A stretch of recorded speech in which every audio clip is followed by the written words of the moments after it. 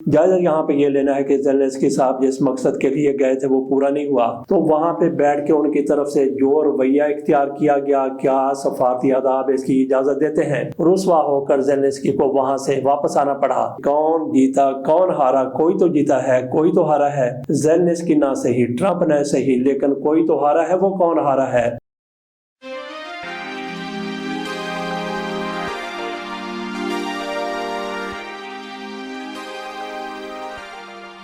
بسم اللہ الرحمن الرحیم۔ صدر ٹرمپ اور یوکرین کے صدر زیلنسکی کے مابین ہونے والی ملاقات ابھی بھی میڈیا پر چھائی ہوئی ہے، نہ صرف پاکستان کے سوشل میڈیا پر بلکہ دنیا کے ریگولر میڈیا پر بھی اس کے تذکرے ہو رہے ہیں۔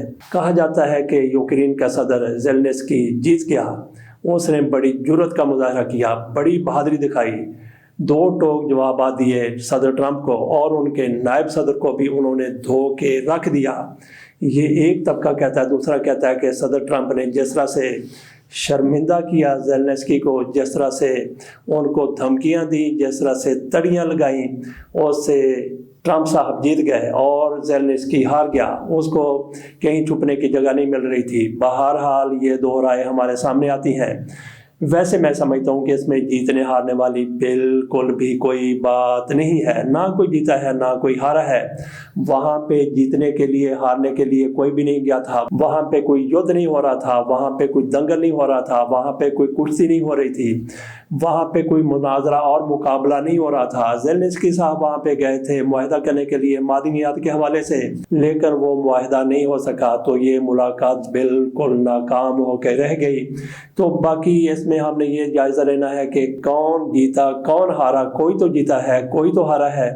زیلنسکی نہ صحیح، ٹرمپ نہ صحیح، لیکن کوئی تو ہارا ہے۔ وہ کون ہارا ہے؟ اس کی آخر میں جا کے بات کرتے ہیں، لیکن جائزہ یہاں پہ یہ لینا ہے کہ زیلنسکی صاحب جس مقصد کے لیے گئے تھے وہ پورا نہیں ہوا، تو وہاں پہ بیٹھ کے ان کی طرف سے جو رویہ اختیار کیا گیا، کیا سفارتی آداب اس کی اجازت دیتے ہیں؟ بالکل نہیں دیتے۔ پہلے تو وہ اس طرح سے چلے گئے جیسے وہ کہیں کسی گراؤنڈ میں واک کرنے کے لیے جا رہے ہیں۔ انہوں نے ٹی شرٹ پہنی ہوئی تھی، نیچے شاید ٹراؤزر پہنا ہوا تھا یا پینٹ پہنی ہو۔ وہاں پہ ان سے باقاعدہ امریکی میڈیا کی طرف سے سوال کیا گیا، وہاں پہ میڈیا بھی بیٹھا ہوا تھا۔ میڈیا نے ایک ایک چیز باہر آ کر بتا دی کہ وہاں پہ زیلنسکی نے کیا کہا ہے، وہاں پہ نائب صدر نے کیا کہا ہے، وہاں پہ ٹرمپ نے کیا کہا ہے۔ تو میڈیا کی طرف سے ایک سوال یہ بھی کیا گیا کہ زیلنسکی صاحب آپ وائٹ ہاؤس میں آئے اور آپ نے ٹراؤزر اور ٹی شرٹ پہنی ہوئی ہے، یہ کون سا لباس ہو گیا؟ اس پر ان کی طرف سے بالکل درست جواب دیا گیا کہ میرا ملک جنگ کی حالت میں ہے۔ تو باقی کچھ لوگ یہ بھی کہتے ہیں کہ زیلنسکی سے یہ سوال بالکل نہ کیا جاتا اگر وہاں پہ ایلون مسک کی طرح کا کوئی طاقتور شخص بیٹھا ہوتا۔ وہاں پہ چونکہ ایک کمزور ملک کا ایک ایسا صدر موجود تھا جو اپنی جنگ ہار رہا ہے، اور ٹرمپ نے بھی بار بار یہی کہا کہ تم اپنی جنگ ہار چکے ہو، تم کسی پوزیشن میں نہیں ہو، تم ڈکٹیٹ نہیں کر سکتے۔ ٹرمپ کی طرف سے بالکل درست کہا گیا کہ ہارنے والا بندہ نہ اپنی کوئی شرط رکھ سکتا ہے، نہ اپنی بات منوا سکتا ہے۔ اس نے پھر ہر کسی کی بات مانی ہوتی ہے جو دوسرے فریق ہوتے ہیں، ہارنے والے بندے نے۔ تو زیلنسکی واقعی ہارا ہوا بندہ تھا، کمزور آدمی تھا، اس لیے ٹرمپ کی میڈیا کی طرف سے ان سے سوال کر لیا گیا کہ آپ کس لباس میں بیٹھے ہیں۔ اس کا انہوں نے بالکل درست جواب دیا۔ باقی ان کی طرف سے جو کچھ کہا گیا اس سے اختلاف کیا جا سکتا ہے۔ انہوں نے کہا کہ میرا ملک حالت جنگ میں ہے تو میں یہاں پہ بناؤ سنگار کر ٹائیاں لگا کے نہیں آ سکتا تھا۔ تو یہ امریکی میڈیا کو درست جواب مل گیا۔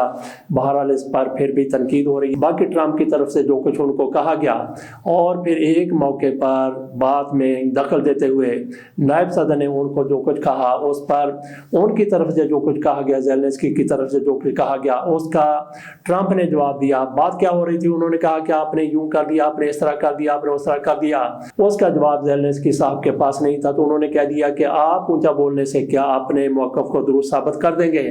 تو اس پر ٹرمپ فوری طور پر بولے، انہوں نے مداخلت کی کہ نہیں، بالکل نہیں، انہوں نے کوئی ایسی بات نہیں کی، انہوں نے شاؤٹنگ نہیں کی، وہ اونچا نہیں بولے۔ تو بات پھر یہاں سے اور بھی آگے بڑھتی چلی گئی۔ تو کہاں پہ جا کے بات رکی؟ بات یہاں پہ جا کے رکی کہ وہاں پہ لنچ ہونا تھا، اور اس کے ساتھ ہی میڈیا کے ساتھ گفتگو بھی ہونا تھی۔ میڈیا تو وہاں پہ ویسے موجود ہی تھا، لیکن بعد میں ہونے والی پریس کانفرنس نہیں کی گئی، اور جو ان کے آنر میں ڈنر دیا جانا تھا، لنچ دیا جانا تھا، وہ بھی نہیں ہو سکا۔ ٹرمپ کی طرف سے اس ساری بدمزگی کے بعد کہہ دیا گیا کہ جناب پریزیڈنٹ صاحب آپ وائٹ ہاؤس چھوڑ کر چلے جائیں، تو وہاں پہ کسی قسم کا کوئی میل نہیں ہوا، کوئی کھانا نہیں ہوا۔ تو آئندہ جو لوگ وہاں پہ جائیں گے کیا وہ اپنا کھانا ساتھ لے کے جایا کریں گے؟ تو بات ہم نے کی تھی کہ اس کا نقصان کس کو ہوا، کوئی کہہ رہا ہے کہ اس کا نقصان اسرائیل کو ہوا، اسرائیل تیسری جگہ پہ کیسے آ گیا، کوئی کہہ رہے ہیں کہ اس کا نقصان فلسطین کو ہوا ہے۔ فلسطین کو واقعی اس سے نقصان ہو سکتا ہے، کیونکہ ٹرمپ یہ چاہتے تھے کہ یہ جنگ ختم ہو جائے، اور رشیا جس طرح سے فلسطین کے ساتھ ملک کھڑے ہیں ان کے ساتھ وہ کھڑا ہے، رشیا تھوڑا سا اس سے پیچھے ہو جائے گا، کیونکہ رشیا ہمارے ساتھ چلنا شروع کر دے گا۔ ہم چونکہ اسرائیل کے ساتھ چل رہے ہیں، تو اس لیے اگر یہ معاہدہ نہیں ہوا، اگر معاملات آگے نہیں بڑھے، تو اس کا نقصان فلسطین کو ضرور ہوا ہے، اسرائیل کو کسی قسم کا نقصان نہیں ہوا۔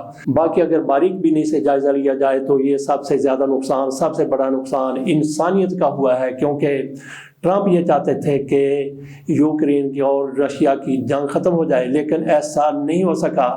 زیلنسکی چاہتے ہیں کہ جنگ چلتی رہے، یورپی ممالک بھی یہی چاہتے ہیں کہ جنگ چلتی رہے تاکہ ان کا بھی حلوہ مانڈا لگا رہے۔ ان کا کیسے حلوہ مانڈا لگنا ہے؟ ان کا اس طرح سے حلوہ مانڈا لگنا ہے کہ ان کو یہ یقین ہو چکا ہے کہ روس پیچھے ہٹتا چلا جا رہا ہے، آئندہ یوکرین کے جیتنے کی کچھ نہ کچھ امید نظر آ رہی ہے۔ اگر یوکرین نہیں بھی جیتا تو جنگ برابر ختم ہو جائے گی۔ جب جنگ برابر ختم ہو جائے گی تو یہ لوگ پھر زیلنسکی کو کہیں گے کہ آپ جیت گئے، آپ نے اتنے بڑے ملک کا مقابلہ کیا ہے۔ جنگ کا برابر رہ جانا بھی زیلنسکی کی جیت کو ہی ظاہر کرتا ہے۔ یہی موقف لے کے ان یورپی ممالک نے پھر زیلنسکی سے کہنا تھا کہ ٹھیک ہے، ہم نے آپ کی مدد کی ہے، جو ہم نے آپ کی مدد کی ہے، جو قرض دیا ہے وہ واپس کیا جائے۔ تو واپس قرض لینے کے لیے پھر وہی معدنیات پر ان لوگوں کی نظر جیسے امریکہ کی طرف سے، اور یہ زیلنسکی صاحب وہاں پہ آمادہ بھی ہو گئے تھے، اپنے استعفے پر بھی آمادہ ہو گئے تھے، اور پھر امریکہ گئے ہی اس مقصد کے لیے تھے کہ وہاں پہ جا کے معدنیات کا معاہدہ کر سکیں۔ لیکن بات بگڑتے بگڑتے اتنی بگڑ گئی کہ اس کے بعد پھر ان مذاکرات کو درمیان میں ہی چھوڑنا پڑا، اور رسوا ہو کر زیلنسکی کو وہاں سے واپس آنا پڑا۔ تو یہ لفظ میں نے کہہ دیا کہ زیلنسکی کو رسوا ہو کر وہاں سے واپس آنا پڑا۔ تو یہاں پہ یہ بھی چیز مد نظر رکھنے والی ہے کہ ایک مہمان وہاں پہ جاتا ہے، وہاں پہ اگر اس کو نکال دیا جاتا ہے تو اس میں اس صدر کا کیا قصور ہو سکتا ہے؟